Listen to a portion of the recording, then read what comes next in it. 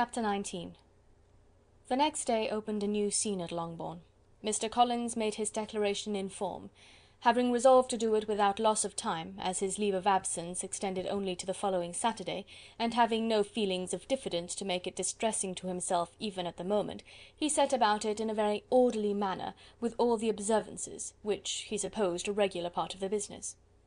On finding Mrs. Bennet, Elizabeth, and one of the younger girls together, soon after breakfast, he addressed the mother in these words: "May I hope, madam, that for your interest with your fair daughter Elizabeth, when I solicit for the honour of a private audience with her in the course of this morning—" Before Elizabeth had time for anything but a blush of surprise, Mrs. Bennet answered instantly: "Oh dear, yes, certainly. I am sure Lizzy will be very happy. I am sure she can have no objection. Come, Kitty, I want you upstairs." And gathering her work together, she was hastening away, when Elizabeth called out: "Dear madam, do not go. I beg you will not go. Mr. Collins must excuse me. He can have nothing to say to me that anybody need not hear. I am going away myself." "No, no, nonsense, Lizzy. I desire you to stay where you are." And upon Elizabeth seeming really, with vexed and embarrassed looks about to escape, she added: "Lizzy, I insist upon your staying and hearing Mr. Collins." Elizabeth would not oppose such an injunction, and a moment's consideration making her also sensible that it would be wisest to get it over as soon and as quietly as possible, she sat down again and tried to conceal by incessant employment the feelings which were divided between distress and diversion. Mrs. Bennet and Kitty walked off, and as soon as they were gone, Mr. Collins began: "Believe me, my dear Miss Elizabeth, that your modesty, so far from doing you any disservice, rather adds to your other perfections. You would have been less amiable in my eyes, had there not been this little unwillingness, but allow me to assure you that I have your respected mother's permission for this address. You can hardly doubt the purport of my discourse, however your natural delicacy may lead you to dissemble. My attentions have been too marked to be mistaken. Almost as soon as I entered the house, I singled you out as the companion of my future life. But before I am run away with by my feelings on this subject, perhaps it would be advisable for me to state my reasons for marrying, and moreover for coming into Hertfordshire with the design of selecting a wife, as I certainly did." The idea of Mr. Collins, with all his solemn composure, being run away with by his feelings, made Elizabeth so near laughing that she could not use the short pause he allowed in any attempt to stop him further, and he continued: "My reasons for marrying are, first, that I think it a right thing for every clergyman in easy circumstances, like myself, to set the example of matrimony in his parish. Secondly, that I am convinced that it will add very greatly to my happiness, and thirdly, which perhaps I ought to have mentioned earlier, that it is the particular advice and recommendation of the very noble lady whom I have the honour of calling patroness. Twice has she condescended to give me her opinion, unasked too, on this subject, and it was but the very Saturday night before I left Hunsford, between our pools at quadrille, while Mrs. Jenkinson was arranging Miss de Bourgh's footstool, that she said, 'Mr. Collins, you must marry. A clergyman like you must marry. Choose properly. Choose a gentlewoman for my sake, and for your own, let her be an active, useful sort of person, not brought up high, but able to make a small income go a good way. This is my advice. Find such a woman as soon as you can, bring her to Hunsford, and I will visit her.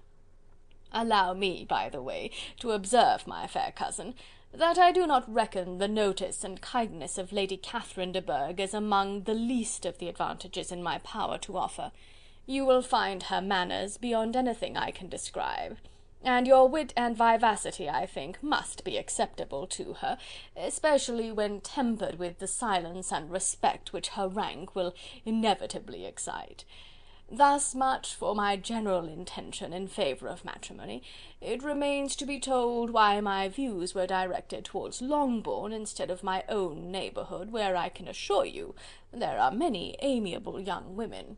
But the fact is that, being as I am to inherit this estate after the death of your honoured father, who, however, may live many years longer, I could not satisfy myself without resolving to choose a wife from among his daughters, that the loss to them might be as little as possible when the melancholy event takes place, which, however, as I have already said, may not be for several years. This has been my motive, fair cousin, and I flatter myself it will not sink me in your esteem. And now nothing remains for me but to assure you in the most animated language of the violence of my affection. To fortune I am perfectly indifferent, and shall make no demand of that nature on your father, since I am well aware that it could not be complied with, and that £1000 in the 4 per cents, which will not be yours till after your mother's decease, is all that you may ever be entitled to. On that head, therefore, I shall be uniformly silent, and you may assure yourself that no ungenerous reproach shall ever pass my lips when we are married." It was absolutely necessary to interrupt him now. "You are too hasty, sir," she cried. "You forget that I have made no answer. Let me do it without further loss of time. Accept my thanks for the compliment you are paying me.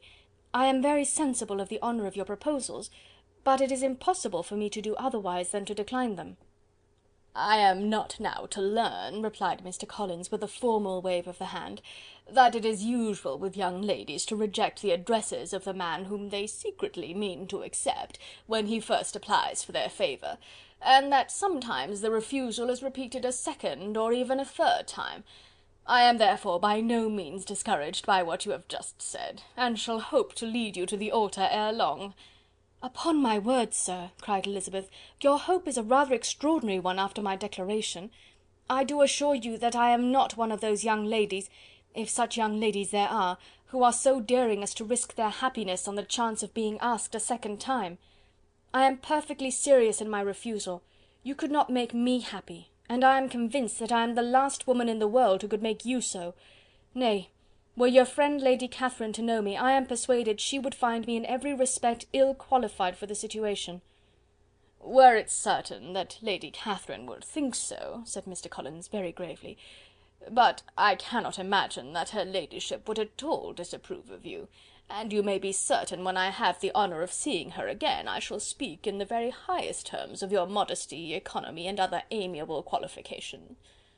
"Indeed, Mr. Collins, all praise of me will be unnecessary. You must give me leave to judge for myself, and pay me the compliment of believing what I say. I wish you very happy and very rich, and by refusing your hand, do all in my power to prevent your being otherwise. In making me the offer, you must have satisfied the delicacy of your feelings with regard to my family, and may take possession of Longbourn estate whenever it falls, without any self-reproach. This matter may be considered, therefore, as finally settled." And rising as she thus spoke, she would have quitted the room, had Mr. Collins not thus addressed her. "When I do myself the honour of speaking to you next on the subject, I shall hope to receive a more favourable answer than you have now given me, though I am far from accusing you of cruelty at present, because I know it to be the established custom of your sex to reject a man on the first application, and perhaps you have even now said as much to encourage my suit as would be consistent with the true delicacy of the female character." "Really, Mr. Collins," cried Elizabeth with some warmth, "you puzzle me exceedingly. If what I have hitherto said can appear to you in the form of encouragement, I know not how to express my refusal in such a way as to convince you of its being one." "You must give me leave to flatter myself, my dear cousin, that your refusal of my addresses is merely words of course. My reasons for believing it are briefly these. It does not appear to me that my hand is unworthy of your acceptance, or that the establishment I can offer would be any other than highly desirable.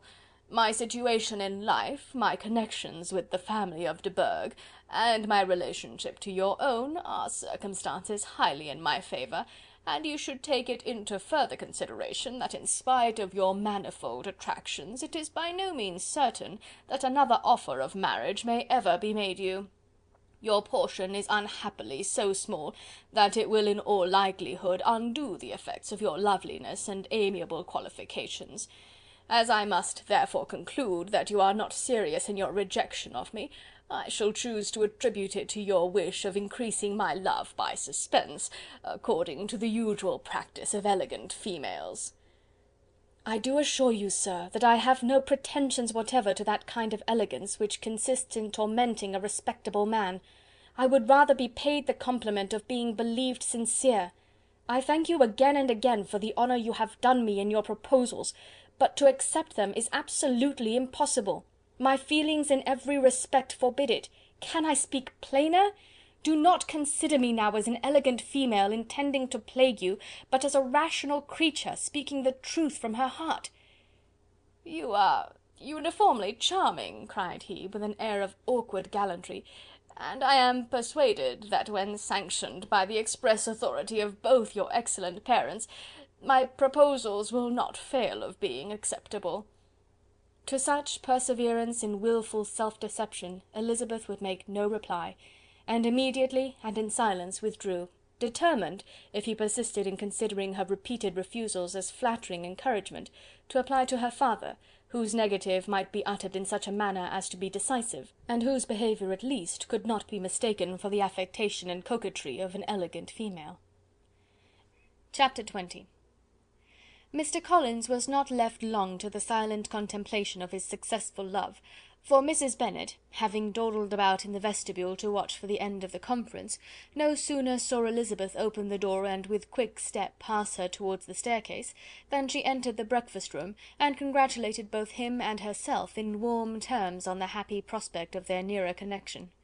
Mr. Collins received and returned these felicitations with equal pleasure, and then proceeded to relate the particulars of their interview, with the result of which he trusted he had every reason to be satisfied, since the refusal which his cousin had steadfastly given him would naturally flow from her bashful modesty and the genuine delicacy of her character.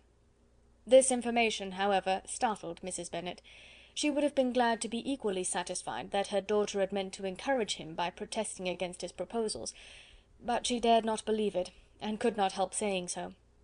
"But depend upon it, Mr. Collins," she added, "that Lizzy shall be brought to reason. I will speak to her about it directly. She is a very headstrong, foolish girl, and does not know her own interest, but I will make her know it." "Pardon me for interrupting you, madam," cried Mr. Collins, "but if she is really headstrong and foolish, I know not whether she would altogether be a desirable wife to a man in my situation, who naturally looks for happiness in the marriage state. If therefore she actually persists in rejecting my suit, perhaps it were better not to force her into accepting me, because if liable to such defects of temper, she could not contribute much to my felicity." "Sir, you quite misunderstand me," said Mrs. Bennet, alarmed. "Lizzy is only headstrong in such matters as these. In everything else she is as good-natured a girl as ever lived. I will go directly to Mr. Bennet, and we shall very soon settle it with her, I am sure." She would not give him time to reply, but hurrying instantly to her husband, called out as she entered the library, "Oh, Mr. Bennet, you are wanted immediately. We are all in an uproar. You must come and make Lizzy marry Mr. Collins, for she vows she will not have him, and if you do not make haste, he will change his mind and not have her." Mr. Bennet raised his eyes from his book as she entered, and fixed them on her face with a calm unconcern which was not in the least altered by her communication. "I have not the pleasure of understanding you," said he, when she had finished her speech. "Of what are you talking?" "Of Mr. Collins and Lizzy. Lizzy declares she will not have Mr. Collins, and Mr. Collins begins to say that he will not have Lizzy." "And what am I to do on the occasion? It seems a hopeless business." "Speak to Lizzy about it yourself. Tell her that you insist upon her marrying him." "Let her be called down. She shall hear my opinion." Mrs. Bennet rang the bell, and Miss Elizabeth was summoned to the library. "Come here, child," cried her father as she appeared. "I have sent for you on an affair of importance. I understand that Mr. Collins has made you an offer of marriage. Is it true?" Elizabeth replied that it was. "Very well. And this offer of marriage you have refused?" "I have, sir." "Very well. We now come to the point. Your mother insists upon your accepting it. Is it not so, Mrs. Bennet?" "Yes, or I will never see her again." "An unhappy alternative is before you, Elizabeth. From this day you must be a stranger to one of your parents. Your mother will never see you again if you do not marry Mr. Collins, and I will never see you again if you do." Elizabeth could not but smile at such a conclusion of such a beginning, but Mrs. Bennet, who had persuaded herself that her husband regarded the affair as she wished, was excessively disappointed. "What do you mean, Mr. Bennet, in talking this way? You promised me to insist upon her marrying him." "My dear," replied her husband, "I have two small favours to request. First, that you will allow me the free use of my understanding on the present occasion, and secondly, of my room. I shall be glad to have the library to myself as soon as may be." Not yet, however, in spite of her disappointment in her husband, did Mrs. Bennet give up the point. She talked to Elizabeth again and again, coaxed and threatened her by turns. She endeavoured to secure Jane in her interest, but Jane, with all possible mildness, declined interfering, and Elizabeth, sometimes with real earnestness, and sometimes with playful gaiety, replied to her attacks. Though her manner varied, however, her determination never did. Mr. Collins, meanwhile, was meditating in solitude on what had passed. He thought too well of himself to comprehend on what motives his cousin could refuse him, and though his pride was hurt, he suffered in no other way. His regard for her was quite imaginary, and the possibility of her deserving her mother's reproach prevented his feeling any regret. While the family were in this confusion, Charlotte Lucas came to spend the day with them. She was met in the vestibule by Lydia, who, flying to her, cried in a half whisper, "I am glad you are come, for there is such fun here. What do you think has happened this morning? Mr. Collins has made an offer to Lizzy, and she will not have him." Charlotte hardly had time to answer before they were joined by Kitty, who came to tell the same news; and no sooner had they entered the breakfast room, where Mrs. Bennet was alone, than she likewise began on the subject, calling on Miss Lucas for her compassion, and entreating her to persuade her friend Lizzy to comply with the wishes of all her family. "Pray do, my dear Miss Lucas," she added in a melancholy tone, "for nobody is on my side, nobody takes part with me. I am cruelly used, nobody feels for my poor nerves." Charlotte's reply was spared by the entrance of Jane and Elizabeth. "Ay, there she comes," continued Mrs. Bennet, "looking as unconcerned as may be, and caring no more for us than if we were at York, provided she can have her own way. But I tell you, Miss Lizzy, if you take it into your head to go on refusing every offer of marriage in this way, you will never get a husband at all, and I am sure I do not know who is to maintain you when your father is dead. I shall not be able to keep you, and so I warn you. I have done with you from this very day. I told you in the library, you know, that I should never speak to you again, and you will find me as good as my word. I have no pleasure in talking to undutiful children. Not that I have much pleasure indeed in talking to anybody. People who suffer as much as I do from nervous complaints can have no great inclination for talking. Nobody can tell what I suffer, but it is always so. Those who do not complain are never pitied." Her daughters listened in silence to this effusion, sensible that any attempt to reason with her or soothe her would only increase the irritation. She talked on, therefore, without interruption from any of them, till they were joined by Mr. Collins, who entered the room with an air more stately than usual, and on perceiving whom, she said to the girls, "Now I do insist upon it, that you, all of you, hold your tongues, and let me and Mr. Collins have a little conversation together." Elizabeth passed quietly out of the room. Jane and Kitty followed, but Lydia stood her ground, determined to hear all she could; and Charlotte, detained first by the civility of Mr. Collins, whose inquiries after herself and all her family were very minute, and then by a little curiosity, satisfied herself with walking to the window and pretending not to hear. In a doleful voice Mrs. Bennet began the projected conversation. "Oh, Mr. Collins!" "My dear madam," replied he, "let us be for ever silent on this point. Far be it from me," he presently continued, in a voice that marked his displeasure, "to resent the behaviour of your daughter. Resignation to inevitable evils is the evil duty of us all, the peculiar duty of a young man who has been so fortunate as I have been in early preferment, and I trust I am resigned. Perhaps not the less so from feeling a doubt of my positive happiness had my fair cousin honoured me with her hand, for I have often observed that resignation is never so perfect as when the blessing denied begins to lose somewhat of its value in our estimation. You will not, I hope, consider me as showing any disrespect to your family, my dear madam, by thus withdrawing my pretensions to your daughter's favour, without having paid yourself and Mr. Bennet the compliment of requesting you to interpose your authority in my behalf. My conduct may, I fear, be objectionable in having accepted my dismission from your daughter's lips instead of your own. But we are all liable to error. I have certainly meant well through the whole affair. My object has been to secure an amiable companion for myself, with due consideration for the advantage of all your family, and if my manner has been at all reprehensible, I here beg leave to apologize." Chapter 21. The discussion of Mr. Collins's offer was now nearly at an end, and Elizabeth had only to suffer from the uncomfortable feelings necessarily attending it, and occasionally from some peevish allusions of her mother. As for the gentleman himself, his feelings were chiefly expressed, not by embarrassment or dejection, or by trying to avoid her, but by stiffness of manner and resentful silence.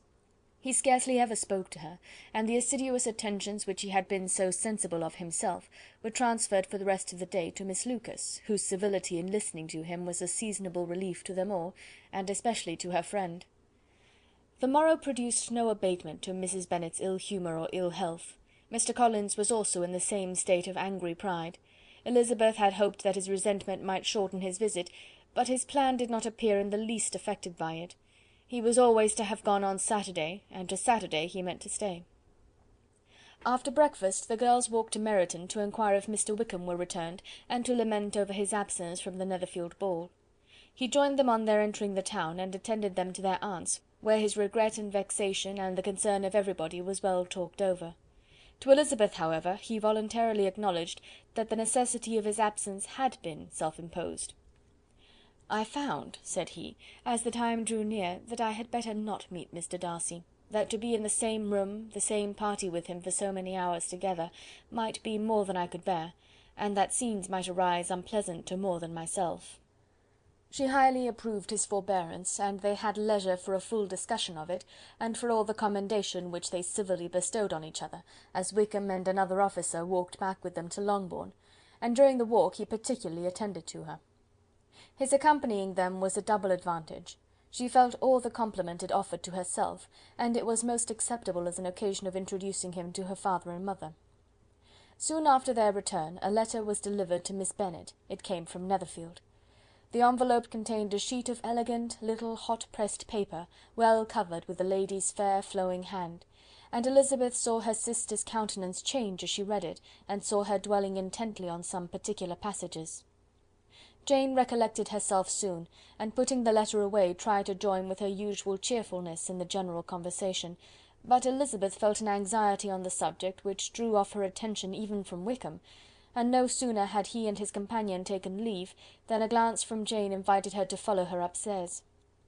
When they had gained their own room, Jane, taking out the letter, said, "This is from Caroline Bingley. What it contains has surprised me a good deal. The whole party have left Netherfield by this time, and are on their way back to town, and without any intention of coming back again.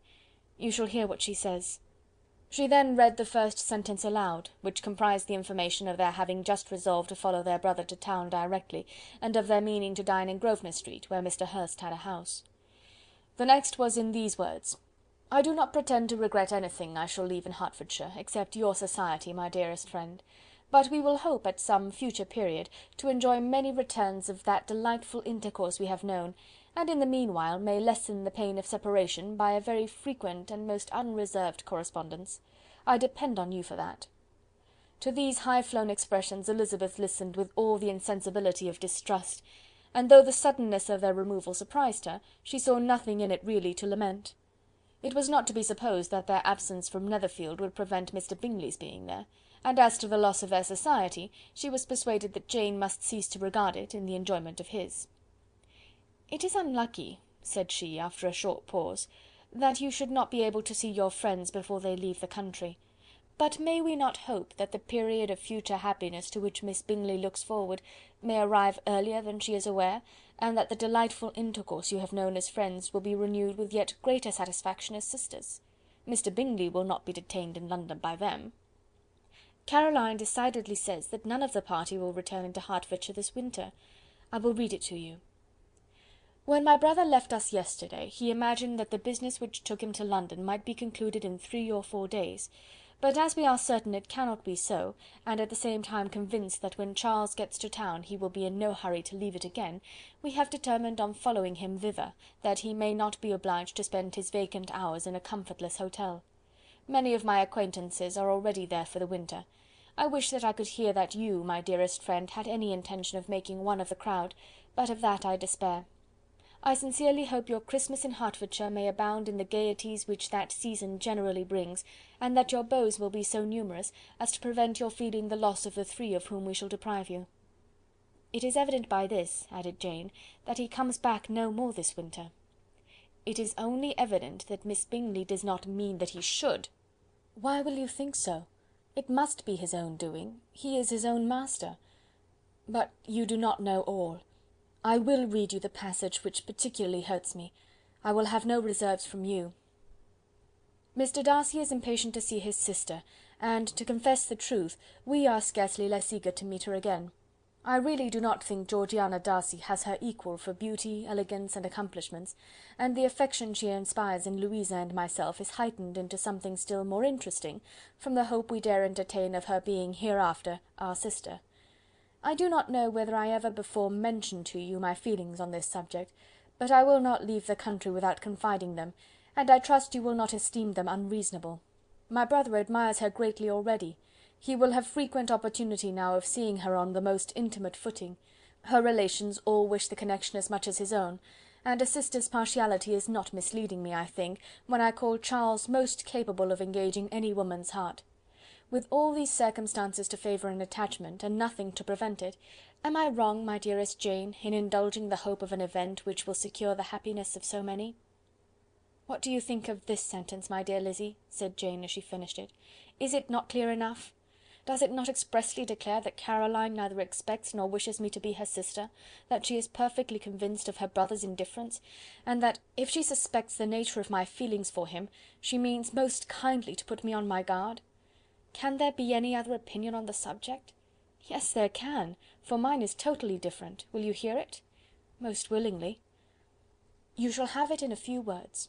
Miss Bingley sees that her brother is in love with you, and wants him to marry Miss Darcy. She follows him to town in hope of keeping him there, and tries to persuade you that he does not care about you." Jane shook her head. "Indeed, Jane, you ought to believe me. No one who has ever seen you together can doubt his affection. Miss Bingley, I am sure, cannot. She is not such a simpleton. Could she have seen half as much love in Mr. Darcy for herself, she would have ordered her wedding clothes. But the case is this: we are not rich enough or grand enough for them, and she is the more anxious to get Miss Darcy for her brother, from the notion that when there has been one intermarriage, she may have less trouble in achieving a second, in which there is certainly more ingenuity, and I dare say it would succeed, if Mr. Burgh were out of the way. But, my dearest Jane, you cannot seriously imagine that because Miss Bingley tells you her brother greatly admires Miss Darcy, he is in the smallest degree less sensible of your merit than when he took leave of you on Tuesday, or that it will be in her power to persuade him that, instead of being in love with you, he is very much in love with her friend." "If we thought alike of Miss Bingley," replied Jane, "your representation of all this might make me quite easy, but I know the foundation is unjust. Caroline is incapable of wilfully deceiving any one, and all that I can hope in this case is that she is deceiving herself." "That is right. You could not have started a more happy idea, since you will not take comfort in mine. Believe her to be deceived by all means. You have now done your duty by her, and must fret no longer. But, my dear sister, can I be happy, even supposing the best, in accepting a man whose sisters and friends are all wishing him to marry elsewhere?" "You must decide for yourself," said Elizabeth, "and if, upon mature deliberation, you find that the misery of disobliging his 2 sisters is more than equivalent to the happiness of being his wife, I advise you by all means to refuse him." "How can you talk so?" said Jane, faintly smiling. "You must know that though I should be exceedingly grieved at their disapprobation, I could not hesitate."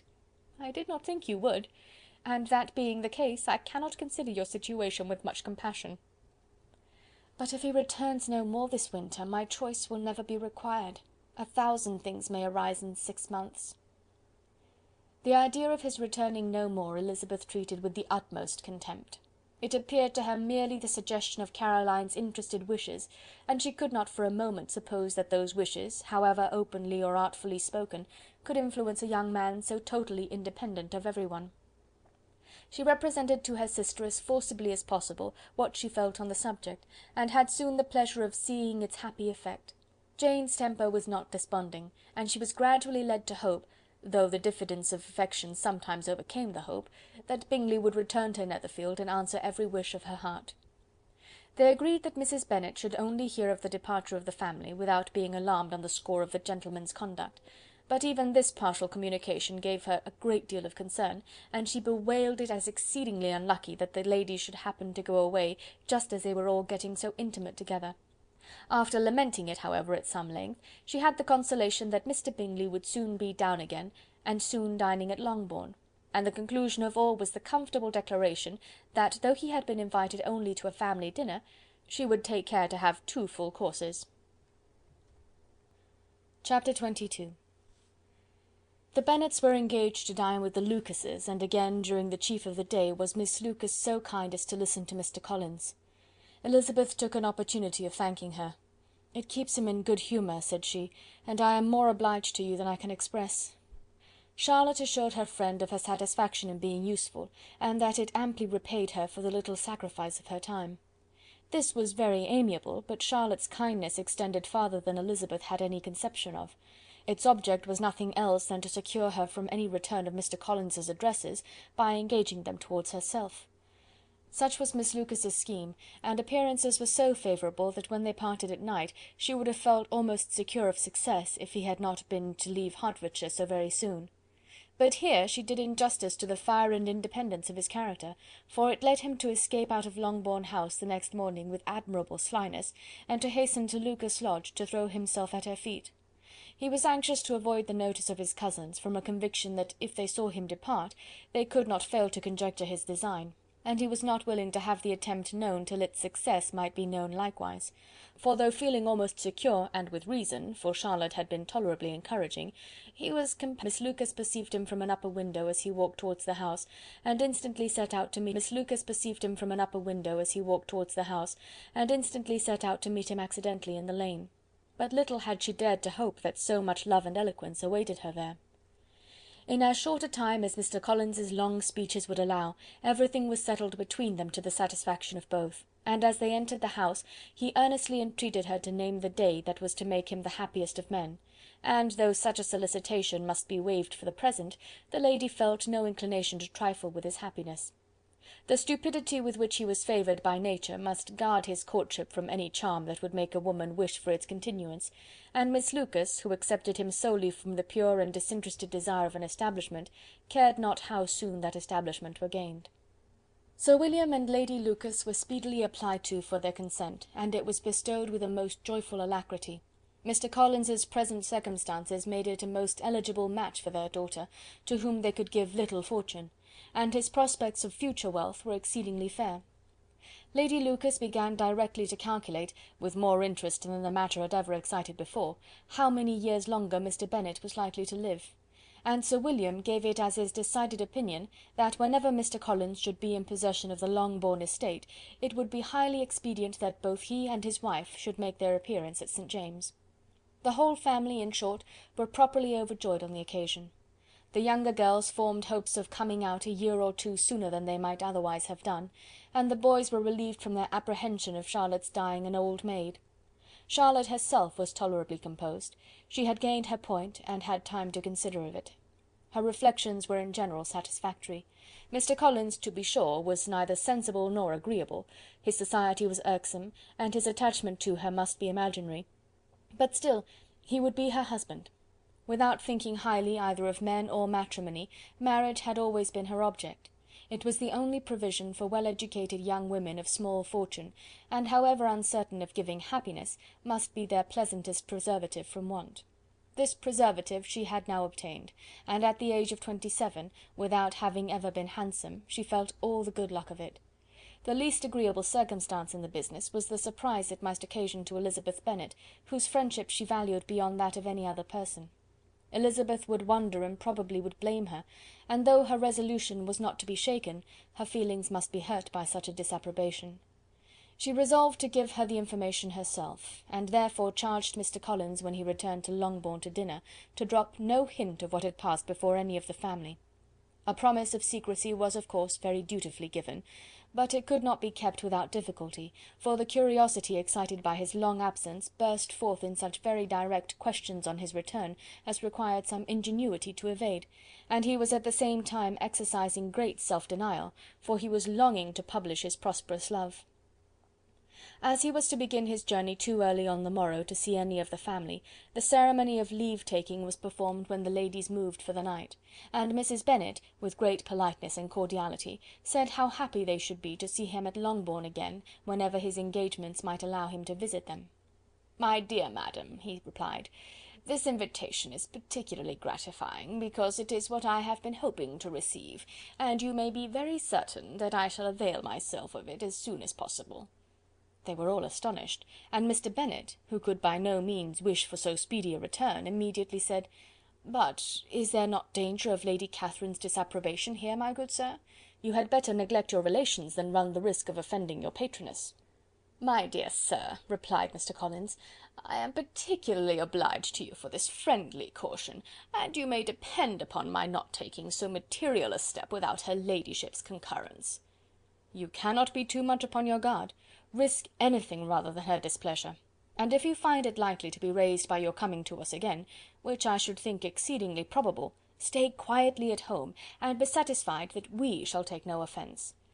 "Believe me, my dear sir, my gratitude is warmly excited by such affectionate attention, and depend upon it, you will speedily receive from me a letter of thanks for this, and for every other mark of your regard during my stay in Hertfordshire.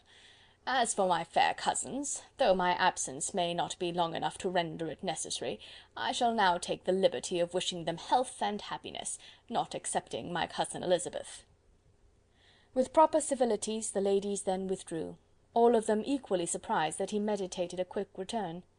Mrs. Bennet wished to understand by it that he thought of paying his addresses to one of her younger girls, and Mary might have been prevailed on to accept him. She rated his abilities much higher than any of the others. There was a solidity in his reflections which often struck her, and though by no means so clever as herself, she thought that if encouraged to read and improve himself by such an example as hers, he might become a very agreeable companion. But on the following morning every hope of this kind was done away. Miss Lucas called soon after breakfast, and in a private conference with Elizabeth related the event of the day before. The possibility of Mr. Collins's fancying himself in love with her friend had once occurred to Elizabeth within the last day or two, but that Charlotte could encourage him seemed almost as far from possibility as she could encourage him herself, and her astonishment was consequently so great as to overcome at first the bounds of decorum, and she could not help crying out, "Engaged to Mr. Collins! My dear Charlotte, impossible!" The steady countenance which Miss Lucas had commanded in telling her story gave way to a momentary confusion here on receiving so direct a reproach, though, as it was no more than she expected, she soon regained her composure and calmly replied, "Why should you be surprised, my dear Eliza? Do you think it incredible that Mr. Collins should be able to procure any woman's good opinion, because he was not so happy as to succeed with you?" But Elizabeth had now recollected herself, and making a strong effort for it, was able to assure with tolerable firmness that the prospect of their relationship was highly grateful to her, and that she wished her all imaginable happiness. "I see what you are feeling," replied Charlotte. "You must be surprised, very much surprised, so lately as Mr. Collins was wishing to marry you. But when you have had time to think it over, I hope you will be satisfied with what I have done. I am not romantic, you know, I never was. I ask only a comfortable home, and considering Mr. Collins's character, connection, and situation in life, I am convinced that my chance of happiness with him is as fair as most people can boast on entering the marriage state." Elizabeth quietly answered, "Undoubtedly," and after an awkward pause they returned to the rest of the family. Charlotte did not stay much longer, and Elizabeth was then left to reflect on what she had heard. It was a long time before she became at all reconciled to the idea of so unsuitable a match. The strangeness of Mr. Collins's making 2 offers of marriage within 3 days was nothing in comparison of his being now accepted. She had always felt that Charlotte's opinion of matrimony was not exactly like her own, but she had not supposed it to be possible that, when called into action, she would have sacrificed every better feeling to worldly advantage. Charlotte, the wife of Mr. Collins, was a most humiliating picture, and to the pang of a friend disgracing herself and sunk in her esteem, was added the distressing conviction that it was impossible for that friend to be tolerably happy in the lot she had chosen. Chapter 23. Elizabeth was sitting with her mother and sisters, reflecting on what she had heard, and doubting whether she was authorized to mention it, when Sir William Lucas himself appeared, sent by his daughter to announce her engagement to the family. With many compliments to them, and much self-gratulation on the prospect of a connection between the two houses, he unfolded the matter to an audience not merely wondering but incredulous, for Mrs. Bennet, with more perseverance than politeness, protested he must be entirely mistaken, and Lydia, always unguarded and often uncivil, boisterously exclaimed, "Good Lord, Sir William, how can you tell such a story? Do not you know that Mr. Collins wants to marry Lizzie?" Nothing less than the complaisance of a courtier could have borne without anger such treatment, but Sir William's good breeding carried him through it all, and though he begged leave to be positive as to the truth of his information, he listened to all their impertinence with the most forbearing courtesy.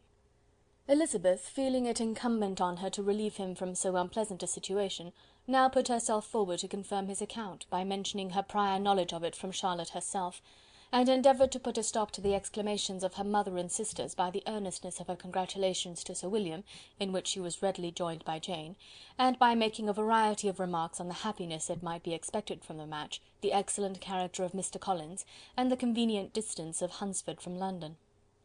Mrs. Bennet was in fact too much overpowered to say a great deal while Sir William remained, but no sooner had he left them than her feelings found a rapid vent. In the first place, she persisted in disbelieving the whole of the matter. Secondly, she was very sure that Mr. Collins had been taken in.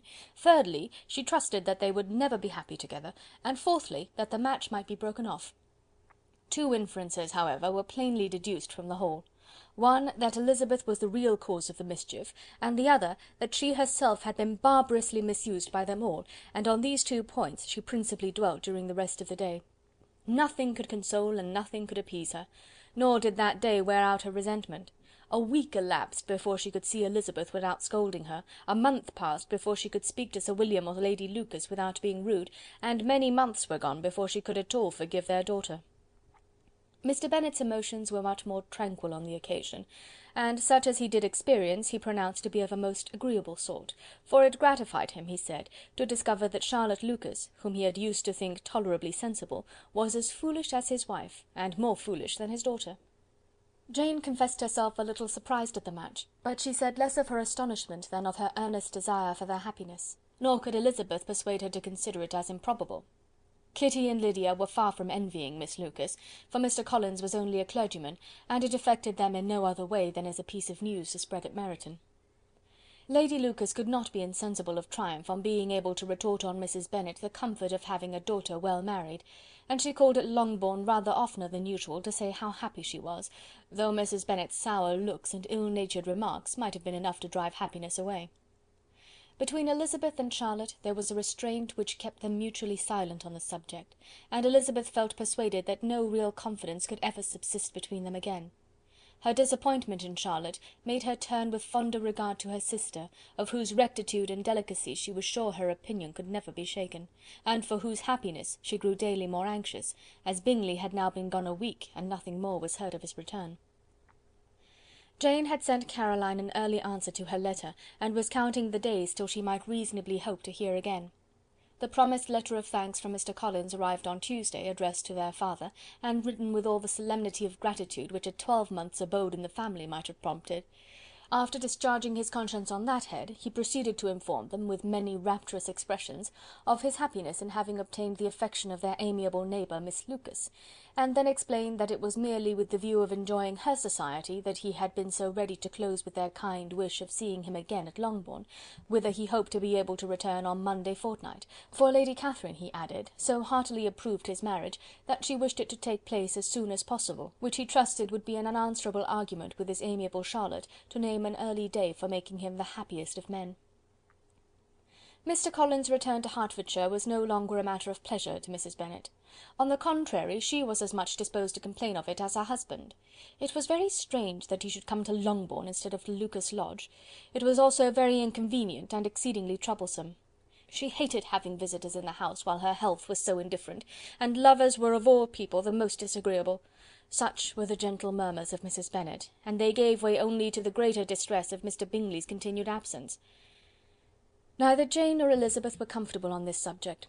Day after day passed away without bringing any other tidings of him than the report which shortly prevailed in Meryton of his coming no more to Netherfield the whole winter, a report which highly incensed Mrs. Bennet, and which she never failed to contradict as a most scandalous falsehood. Even Elizabeth began to fear, not that Bingley was indifferent, but that his sisters would be successful in keeping him away. Unwilling as she was to admit an idea so destructive of Jane's happiness, and so dishonourable to the stability of her lover, she could not prevent its frequent occurring. The united efforts of his two unfeeling sisters and of his overpowering friend, assisted by the attractions of Miss Darcy and the amusements of London, might be too much, she feared, for the strength of his attachment. As for Jane, her anxiety under this suspense was, of course, more painful than Elizabeth's, but whatever she felt she was desirous of concealing, and between herself and Elizabeth, therefore, the subject was never alluded to. But as no such delicacy restrained her mother, an hour seldom passed in which she did not talk of Bingley, express her impatience for his arrival, or even require Jane to confess that if he did not come back she would think herself very ill-used. It needed all Jane's steady mildness to bear these attacks with tolerable tranquillity. Mr. Collins returned most punctually on Monday fortnight, but his reception at Longbourn was not quite so gracious as it had been on his first introduction. He was too happy, however, to need much attention, and luckily for the others, the business of love-making relieved them from a great deal of his company. The chief of every day was spent by him at Lucas Lodge, and he sometimes returned to Longbourn only in time to make an apology for his absence before the family went to bed. Mrs. Bennet was really in a most pitiable state. The very mention of anything concerning the match threw her into an agony of ill humour, and wherever she went she was sure of hearing it talked of. The sight of Miss Lucas was odious to her. As her successor in that house, she regarded her with jealous abhorrence. Whenever Charlotte came to see them, she concluded her to be anticipating the hour of possession, and whenever she spoke in a low voice to Mr. Collins, was convinced that they were talking of the Longbourn estate, and resolving to turn herself and her daughters out of the house as soon as Mr. Bennet were dead. She complained bitterly of all this to her husband. "Indeed, Mr. Bennet," said she, "it is very hard to think that Charlotte Lucas should ever be mistress of this house, that I should be forced to make way for her, and live to see her take her place in it. My dear, do not give way to such gloomy thoughts. Let us hope for better things. Let us flatter ourselves that I may be the survivor." This was not very consoling to Mrs. Bennet, and therefore, instead of making any answer, she went on as before. "I cannot bear to think that they should have all this estate. If it was not for the entail, I should not mind it." "What should not you mind?" "I should not mind anything at all." "Let us be thankful that you are preserved from a state of such insensibility." "I never can be thankful, Mr. Bennet, for anything about the entail. How any one could have the conscience to entail away an estate from one's own daughters, I cannot understand, and all for the sake of Mr. Collins too. Why should he have it more than anybody else?" "I leave it to yourself to determine," said Mr. Bennet. Chapter 24. Miss Bingley's letter arrived and put an end to doubt. The very first sentence conveyed the assurance of their being all settled in London for the winter, and concluded with her brother's regret at not having had time to pay his respects to his friends in Hertfordshire before he left the country. Hope was over, entirely over, and when Jane could attend to the rest of the letter, she found little, except the professed affection of the writer, that could give her any comfort. Miss Darcy's praise occupied the chief of it, her many attractions were again dwelt on, and Caroline boasted joyfully of their increasing intimacy, and ventured to predict the accomplishment of the wishes which had been unfolded in her former letter. She wrote also with great pleasure of her brother's being an inmate of Mr. Darcy's house, and mentioned with rapture some plans of the latter with regard to new furniture. Elizabeth, to whom Jane very soon communicated the chief of all this, heard it in silent indignation. Her heart was divided between concern for her sister and resentment against all others. To Caroline's assertion of her brother's being partial to Miss Darcy she paid no credit. That he was really fond of Jane she doubted no more than she had ever done, and much as she had always been disposed to like him, she could not think without anger, hardly without contempt, on that easiness of temper, that want of proper resolution, which now made him the slave of his designing friends, and led him to sacrifice his own happiness to the caprice of their inclination. Had his own happiness, however, been the only sacrifice, he might have been allowed to sport with it in whatever manner he thought best, but her sister's was involved in it, as she thought he must be sensible himself. It was a subject, in short, on which reflection would be long indulged, and must be unavailing. She could think of nothing else, and yet, whether Bingley's regard had really died away, or were suppressed by his friend's interference, whether he had been aware of Jane's attachment, or whether it had escaped his observation, whatever were the case, though her opinion of him must be materially affected by the difference, her sister's situation remained the same, her peace equally wounded. A day or two passed before Jane had the courage to speak of her feelings to Elizabeth, but at last, on Mrs. Bennet's leaving them together, after a longer irritation than usual about Netherfield and its master, she could not help saying, "Oh, that my dear mother had more command over herself! She can have no idea of the pain she gives me by her continual reflections on him. But I will not repine, it cannot last long. He will be forgot, and we shall all be as we were before." Elizabeth looked at her sister with incredulous solicitude, but said nothing. "You doubt me," cried Jane, slightly colouring. "Indeed, you have no reason. He may live in my memory as the most amiable man of my acquaintance, but that is all. I have nothing either to hope or fear, and nothing to reproach him with. Thank God! I have not that pain. A little time, therefore, I shall certainly try to get the better." With a stronger voice she soon added, "I have this comfort immediately, that it has not been more than an error of fancy on my side, and that it has done no harm to anyone but myself." "My dear Jane," exclaimed Elizabeth, "you are too good. Your sweetness and disinterestedness are really angelic. I do not know what to say to you. I feel as if I had never done you justice, or loved you as you deserve." Miss Bennet eagerly disclaimed all extraordinary merit, and threw back the praise on her sister's warm affection. "Nay," said Elizabeth, "this is not fair. You wish to think all the world respectable, and are hurt if I speak ill of anybody. I only want to think you perfect, and you set yourself against it. Do not be afraid of my running into any excess, of my encroaching on your privilege of universal goodwill. You need not. There are few people whom I really love, and still fewer of whom I think well. The more I see of the world, the more I am dissatisfied with it, and every day confirms my belief of the inconsistency of all human characters, and of the little dependence that can be placed on the appearance of merit or sense. I have met with 2 instances lately, one I will not mention, the other is Charlotte's marriage. It is unaccountable, in every view it is unaccountable. My dear Lizzy, do not give way to such feelings as these, they will ruin your happiness. You do not make allowance enough for difference of situation and temper. Consider Mr. Collins's respectability, and Charlotte's steady, prudent character. Remember that she is one of a large family, that as to fortune, it is a most eligible match, and be ready to believe, for everybody's sake, that she may feel something like regard and esteem for our cousin. To oblige you, I would try to believe almost anything, but no one else could be benefited by such a belief as this, for were I persuaded that Charlotte had any regard for him, I should only think worse of her understanding than I do now of her heart. My dear Jane, Mr. Collins is a conceited, pompous, narrow-minded, silly man. You know he is, as well as I do, and you must feel as well as I do, that the woman who married him cannot have a proper way of thinking. You shall not defend her, though it is Charlotte Lucas. You shall not, for the sake of one individual, change the meaning of principle and integrity, nor endeavour to persuade yourself or me that selfishness is prudence, and insensibility of danger security for happiness." "I must think your language too strong in speaking of both," replied Jane, "and I hope you will be convinced of it by seeing them happy together. But enough of this. You alluded to something else. You mentioned 2 instances. I cannot misunderstand you, but I entreat you, dear Lizzy, not to pain me by thinking that person to blame, and saying your opinion of him is sunk. We must not be so ready to fancy ourselves intentionally injured. We must not expect a lively young man to be always so guarded and circumspect. It is very often nothing but our own vanity that deceives us. Women fancy admiration means more than it does. And men take care that they should. If it is designedly done, they cannot be justified, but I have no idea of there being so much design in the world as some persons imagine." "I fear I am far from attributing any part of Mr. Bingley's conduct to design," said Elizabeth, "but without scheming to do wrong, or to make others unhappy, there may be error, and there may be misery. Thoughtlessness, want of attention to other people's feelings, and want of resolution will do the business." "And do you impute it to either of those?" "Yes, to the last. But if I go on, I shall displease you by saying what I think of persons you esteem. Stop me whilst you can." "You persist, then, in supposing his sisters influence him?" "Yes, in conjunction with his friend." "I cannot believe it.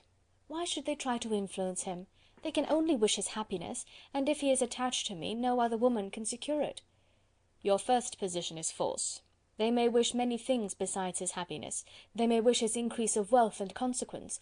They may wish him to marry a girl who has all the importance of money, great connections, and pride." "Beyond a doubt, they do wish him to choose Miss Darcy," replied Jane, "but this may be from better feelings than you are supposing. They have known her much longer than they have known me. No wonder if they love her better. But whatever may be their own wishes, it is very unlikely they should have opposed their brother's. What sister would think herself at liberty to do it, unless there was something very objectionable? If they believed him attached to me, they would not try to part us. If he were so, they could not succeed. By supposing such an affection, you make everybody acting unnaturally and wrong, and me most unhappy. Do not distress me by the idea. I am not ashamed of having been mistaken, or at least it is light. It is nothing in comparison of what I should feel in thinking ill of him or his sisters. Let me take it in the best light, in the light in which it may be understood." Elizabeth could not oppose such a wish, and from this time Mr. Bingley's name was scarcely ever mentioned between them. Mrs. Bennet still continued to wonder and repine at his returning no more, and though a day seldom passed in which Elizabeth did not account for it clearly, there was little chance of her ever considering it with less perplexity. Her daughter endeavoured to convince her of what she did not believe herself, that his attentions to Jane had been merely the effect of a common and transient liking, which ceased when he saw her no more; but though the probability of the statement was admitted at the time, she had the same story to repeat every day. Mrs. Bennet's best comfort was that Mr. Bingley must be down again in the summer. Mr. Bennet treated the matter differently. "So, Lizzy," said he one day, "your sister is crossed in love, I find. I congratulate her. Next to being married, a girl likes to be crossed a little in love now and then. It is something to think of, and it gives her a sort of distinction among her companions. When is your turn to come? You will hardly bear to be long outdone by Jane. Now is your time. Here are officers enough in Meryton to disappoint all the young ladies in the country. Let Wickham be your man. He is a pleasant fellow, and would jilt you creditably." "Thank you, sir, but a less agreeable man would satisfy me. We must not all expect Jane's good fortune." "True," said Mr. Bennet, "but it is a comfort to think that whatever of that kind may befall you, you have an affectionate mother who will make the most of it." Mr. Wickham's society was of material service in dispelling the gloom which the late perverse occurrences had thrown on many of the Longbourn family. They saw him often, and to his other recommendations was now added that of general unreserve. The whole of what Elizabeth had already heard, his claims on Mr. Darcy, and all that he had suffered from him, was now openly acknowledged and publicly canvassed, and everybody was pleased to know how much they had always disliked Mr. Darcy before they had known anything of the matter. Miss Bennet was the only creature who could suppose there might be any extenuating circumstances in the case, unknown to the society of Hertfordshire. Her mild and steady candour always pleaded for allowances, and urged the possibility of mistakes; but by everybody else Mr. Darcy was condemned as the worst of men.